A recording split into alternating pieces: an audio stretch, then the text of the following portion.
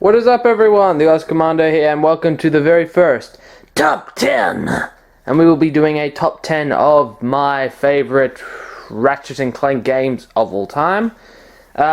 This is a very unique list personally for me, because I'm a huge fan of the series.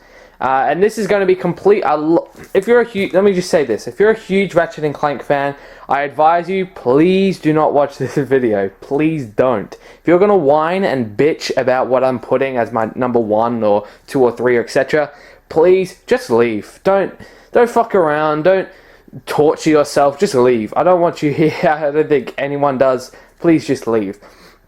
Which you're probably wondering to yourself, why am I saying this? You're about to find out, my friends. You're about to find out. So we'll kick off this top 10. But what I just want to say, one more thing before we start. In order to make it a top 10, I had to cut out 2 games. Because as you may know, there are 12 in total Ratchet and Clank games. So I cut out one that I've never played before and that doesn't interest me and it looks like a piece of crap. And I'm aware it's not even made by Insomniac. Is Ratchet and Clank Going Mobile.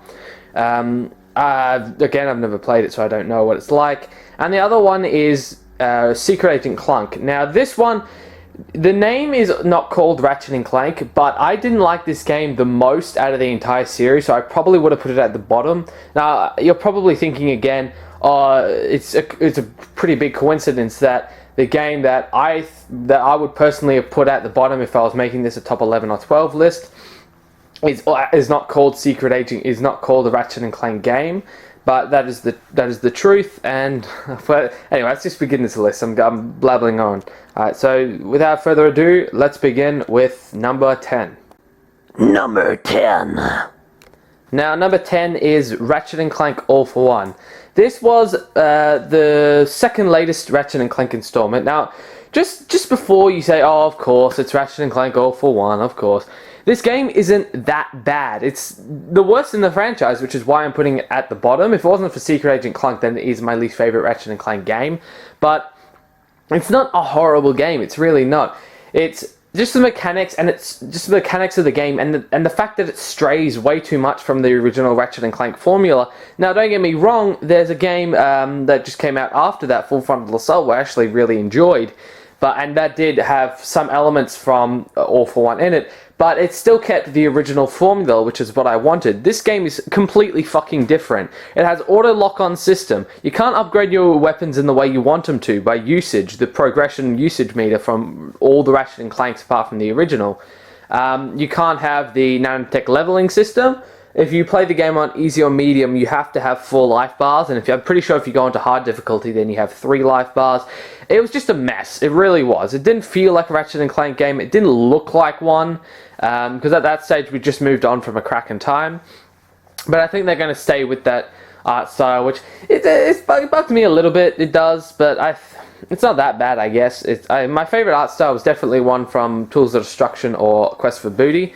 But this one isn't horrible. I think my least favorite art style was the original Ratchet and Clank. But yeah, alright, well, that's pretty much it for All for One. It's a great game, not horrible, but the worst Ratchet and Clank game besides from Secret Agent Clank. Next one.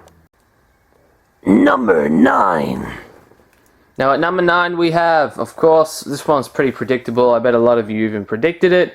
It was Ratchet and Clank Quest for Booty. Now, might I just say, just before we begin, I don't think this game is actually very bad. I think it's actually quite a good game. It's not that. It's not the fact that I think it's just too bland, it's too unoriginal, it's a lot like Tools of Destruction. I think the game is quite good. The complaints I have about it is the price tag for what they gave it, and the amount of content you get in the game, the amount of weapon variety. There wasn't much of those elements that they kept with it. It was more puzzling and just swimming and exploring. There wasn't much combat to go around in the game, as story as well. This game just felt like a filler game, just so they could have a trilogy more like, instead of having a duo of games or like a pair of games. You know, Tools of Destruction and The Crack in Time. So they can call it the Future Trilogy, not the Future Sequels or the Future Duo. So the game isn't bad. It really isn't. It's just, again, what I've said previously, I don't really like what they've done with it, what they decided to go in the direction they did. And the villains, they didn't really introduce any more ones other than Darkwater, which he's more like a side villain with Rusty Pete and fuck, what's his name? Not Slag. It's not Slag. The main pirate guy. I forget his name. That's gonna bug me. So it's not a bad game per se, but it's definitely the least in my favorite of the trilogy of the Ratchet and Clank games, and the future trilogy, of course. But yeah, I still thought this game was really fun. It has a similar vein and feel to Tools of Destruction, which isn't bad. So that's why it's at my number 9 spot. Number 8. Now this one was probably a little predictable as well. Of course, Ratchet and Clank Size Matters. This one I only ever played on the PS2 and PSP, but I mainly played it on the PS2. I had a PSP, my brother actually had a PSP which he later on gave to me, and I went out and bought Size Matters, but I generally played it on the PS2. Now, from playing it on the PS2 PSP, I don't get why everyone says the PS2 version is so much shitter. All it is the graphics. The graphics are really the only difference in the game. Like, the gameplay stays the exact same as the PSP version. The controls, in my opinion, are better on the PS2 because I'm more used to the PS2 controller. So I really don't understand what people were arguing about. And I'm not putting it at number 8 because of the graphics. I couldn't give two fucks about the graphics. But the game for me just, because it wasn't made by the original developer, it definitely hindered on what they did with it. They added a lot of new elements to the game. The story to me just didn't make much sense. I was lost towards the end of the story, like, what? So these guys aren't technomites anymore? I'm a little bit confused here. It wasn't a very good game in my opinion. Now, it definitely beats Secret Agent Clank, but Secret Agent Clank, but I don't think this game deserves a higher rating. Again, this game is good, not horrible, not brilliant, but it's good. It's nonetheless good. Number 7. Now, this game is definitely going to piss off a lot of people, and I can already hear the uproar. I'm putting the original Ratchet and Clank at number 7, yes. Why am I doing this? Because if you were to put the original Ratchet and Clank in the standpoint with all the other Ratchet and Clanks, and even, for say, if we released this game in the modern generation, we just picked it out of the past and plopped it in the future, how well would it do? It would do horrendously bad. The gameplay is outdated, the controls are outdated and feel a little bit clunky, there's no strafe system, there's no nanotech leveling system. Now, this is what people need to understand. I'm not going upon nostalgia for these games. I'm putting them in the list of what I went back and played them on and felt what they deserve to be a rating on. This game, I understand, if there was no original, then there might not be any sequels. I think this is a terrific game nonetheless, but it doesn't stand doesn't stand a candle's figure or a light or something towards the other games, and that's completely true. The only other game that people might have displayed this game being a little bit better than is Deadlocked, but in my opinion, I really enjoyed Deadlocked. I think that was one of my favorite co-op games ever in the history of co-op games. So I don't think that should deserve this spot where I'm giving it. I give it to the original Ratchet and Clank. Number 6. Now, this game is one that I bet a lot of people didn't expect, and is one of the more recent Ratchet and Clank games. I'm, of course, talking about Ratchet and Clank Full Frontal Assault.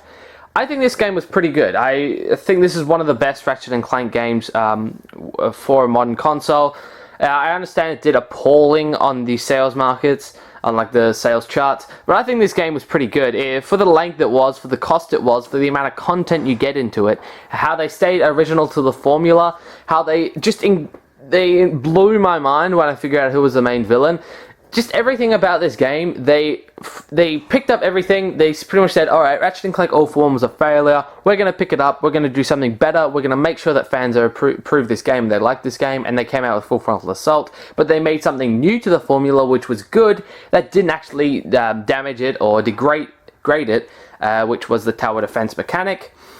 I think that for that mechanic, for what they wanted to incorporate, I think making a downloadable game is great. I think that's a better idea or strategy. Because making a full retail game on a tower defense mechanic would have been way too long, and just it doesn't keep it fresh enough for me to want to keep playing it or have this tower defense mechanic. I don't think that they should have the future Ratchet and Clank games, if they're doing any, which I'm hoping and assuming they will, that they have the entire game based around this tower defense. But I think this is a great thing to have, just to mix up the gameplay and mix up the formula, like they do with the those gladiator missions, how they have these gladiator arenas. That's what this is good. It's a filler thing to break up the pace of the action. And I think they're testing it like Ratchet Deadlocked was, and I think they hit it perfectly, and I think they're going to continue doing it, and I hope to see it. Number 5. Yes, at number 5, I know you're all going to be maybe even a little bit surprised, maybe a hell of a lot. Ratchet Deadlocked, or Ratchet Gladiator as it is called in the PAL regions. I gotta say, this is probably the second most fun I've ever had in a co-op game ever, and that's because of multiple reasons. The way they implemented it, the way they've just done it. They made it so it's more focused on single player. You can have a fantastic time playing single player, like I had when the what's it called? When it was remastered just a couple weeks ago, actually. I had a fantastic time playing that solo. I platinumed it, I loved it. But when I was younger, when I played this at a younger age, I used to love just getting my friends over and we just had a blast playing this. Whenever we died, we'd switch over the controller, we'd take it one by one. I remember my favorite costume was playing as Jack, actually. I really enjoyed it. I think he looked the coolest.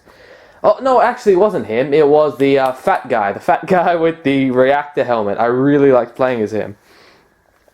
So, and just overall, the way how the gameplay definitely was probably one of the best in the franchise from this, because that's mainly what they focused on. The story was a bit lackluster, hence why it's not focused more above. And it just was different from the rest of the Ratchet and Clank games in that time period. Like the rest of the three were more uplifting, happy, just you want to get in there, just having fun. It's not really, it is gameplay focused, but it also had a little funny and narrative and story. This game, the comedy was more left to the narrators. I think that like Juanita and the other guy, the green guy. A lot of people found them annoying, including myself, after I played it the fourth time when I was younger. So I don't blame them, and I can understand why some people would think of this as a black sheep if they're unadaptable to change. Plainly, that's it in a nutshell. People who think this is a black sheep plainly don't like it because it's different and it's just changed, which I thought it was fantastic. I love the game, especially for co-op. I don't think they should do this again, this particular style, but it was great. It was great for a one-timer to break up, just to make the game different from the rest, like they did with Full Frontal Assault, and I think this is a great game. Number 4. At number 4, this one was really hard. I bet a lot of you were expecting Tools of Destruction. I'm actually putting Ratchet and Clank Going Commander, or Locked and Loaded for people in this country. I'm just used to calling it Going Commando. Simply put, because this game was pretty much what I like to think of the sort of starting point for the Ratchet and Clank franchise. It started a lot of the things like the weapon usage upgrading system, the nanotech leveling system, the great gadgets and weapons. This pretty much started everything that's continuously going in the Ratchet and Clank franchise. I think this game was great, but it does feel a little bit outdated. The weapons can only be upgraded to level 2. There's a shit ton of weapons, that's a good thing, but I still don't think that this game holds a candlelight up to the next 3 that I'm talking about. And I know a lot of people are probably outraged at putting it at number 4, but this is honestly what I feel the game should be placed at, and that's why I'm putting it here. Number 3. At number 3, we have one of the more recent Ratchet and Clank games, what a lot of people, apart from myself, think of as the last good Ratchet and Clank game, and what a lot of people, because they feel that All for One and Full Frontal Assault are pretty much just horrendous games, which I sort of agree with All for One, but not entirely with Full Frontal Assault. A cracking time. Now, this game, I honestly wasn't expecting a sequel after the ending. The ending was fucking amazing. The ending blew my mind. It is the second best ending in a Ratchet and Clank game, in my opinion. It wrapped everything up nicely, but it didn't give one of the cliffhanger endings. It didn't give a cliffhanger endings, which is I like cliffhanger endings, to be honest. I think they're one of the greater things to let you get anticipated or excited for the next game. But if it even wrapped up the franchise well enough, then it doesn't need to have a sequel or whatever, which this game did perfectly. A lot of people, I don't think, were even expecting a sequel, but it came out. This game is great, one of the best games. I think it's the only Ratchet and Clank game that has a sort of GTA-style ship exploring type aspect to it, and I think that was great. I didn't enjoy it that much, to be honest. I prefer just the regular ship flying. I'm not a big fan of like galaxy spaceship exploring type games. Don't get me wrong, I prefer these over the fucking going commando ship fighting missions, but I still think that if it was my game, if I made the Ratchet and Clank games, I wouldn't have any space or spaceship exploring missions or just missions in general. I'd keep to the planet, and I'd just have planet missions. So the game is pretty much outstanding. The best game, in my opinion, of 2009, but it doesn't exactly... again, I know I'm saying this a lot because I do feel that the other games that I'm putting ahead of this list definitely are better, in my opinion. So I'm going to say it again. It doesn't hold a candlelight up to the next games the next two that I'm about to say, and this is where I feel a lot of the uproar is about to start. Number 2.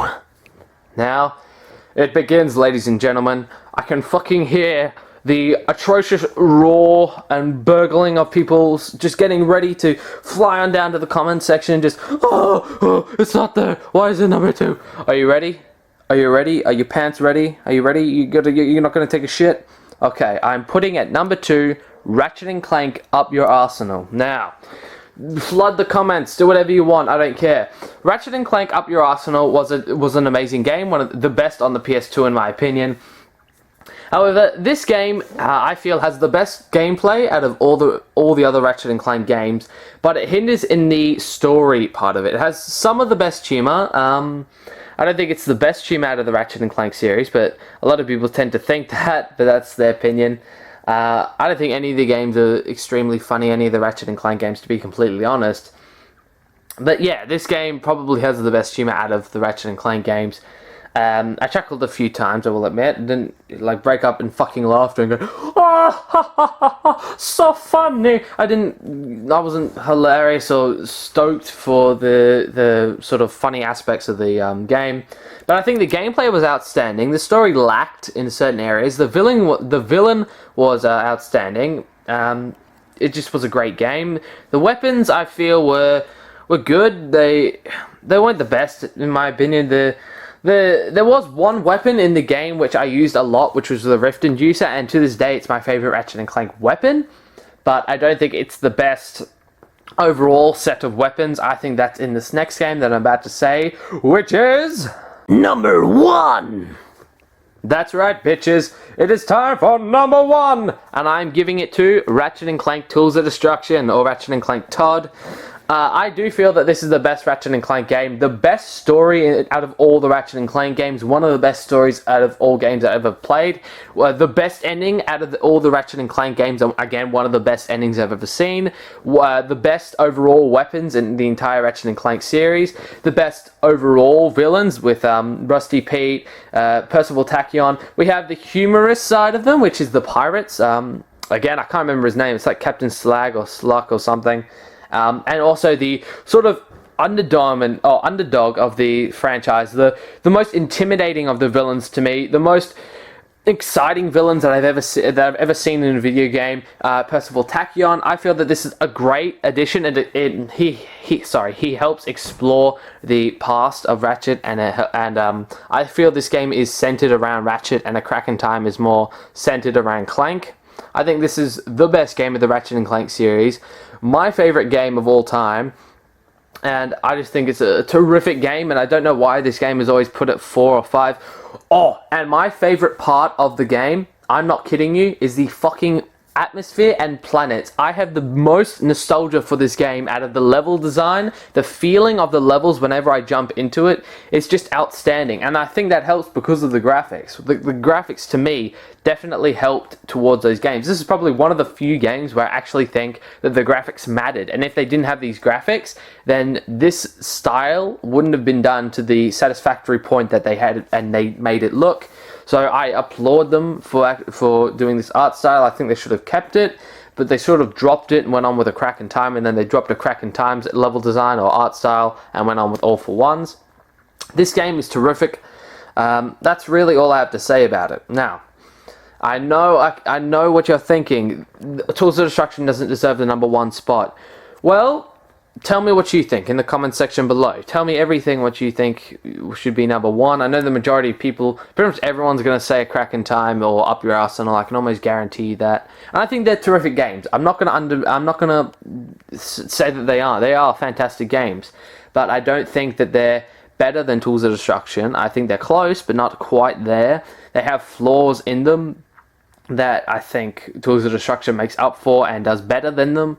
So basically, that's why I put Tools of Destruction at the top, and this is probably the game I've replayed the most, which definitely says something about it, even though it doesn't have trophies. Yes, even a game that doesn't have trophies, I've actually replayed more times than any of the other Ratchet and Clank games. I think I've actually played this game more times than any other game in history that I've ever played. The only one that might come close is Ratchet and Clank Crash Bash. Oh, not Ratchet and Clank, sorry, Crash Bash, which I'm not sure, but I've only replayed that several hundred times probably, because that's. I'll talk about that later. I'm not going to bring that. I'm not going to touch it. I'm not going to touch it because I have another top 10 video that I'm saving it for. So I'm not going to spoil it. All right, so that's basically it for the top 10 of Ratchet and Clank games. Thank you very much for watching. I really appreciate you spending the time and watching my content. If you enjoyed it, I advise you to do whatever the hell you want. I was gonna say like subscribe or anything, but I don't want to do that. I don't want to give you this pressure to go and subscribe. Although I would like it, I'm not gonna give you the pressure. It's all about you.